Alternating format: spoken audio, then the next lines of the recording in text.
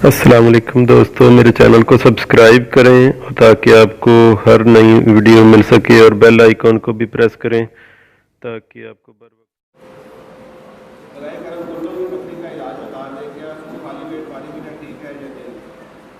मेरे भाइयों, पानी वो पिएंगे जो मिट्टी के बर्तन में है। सबसे पहले ये जानना चाहिए जो पानी आप पी रहे हो, अगर वो पानी प्लास्टिक के बर्तन में है, सिल्वर के बर्तन में है, शीशे में है, या प्लास्टिक के कूलर में है, या ये जो हमारे इलेक्ट्रिकल कूलर हैं इसके अंदर हैं, याद रखिएगा जो चीज़ जहाँ वक्त गुजारती है वो उसी की प्रॉपर्टी लेके आती है। अगर आप मिट्टी के बर्तन का पानी पियोगे तो वो मिट्टी की प्रॉपर्टी लेके आएगी, अगर प्लास्टिक का पानी पियोगे तो वो प्लास्टिक की प्रॉपर्टी लेके आएगी।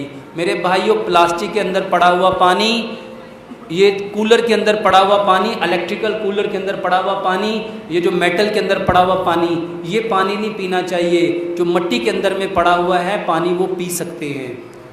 गुर्दे की पथरी है, गुर्दे की पथरी के लिए बेहतरीन इलाज, मेरे भाइयों, एक गिलास पानी लो, उसमें पूरा एक लीमू मिलाओ, उसको अच्छी तरह बॉयल कर लो ताकि उसकी खटास ख़त्म हो जाए। 1 चम्मच जैतून का तेल और 1 चम्मच शहद मिलाओ, चाय की तरह उसको सुबह दोपहर दो, 1 हफ्ता उसको खिलाओ। इंशाल्लाह पिलाने से पथरी टूटती भी है। इसको इस नीयत से लेंगे,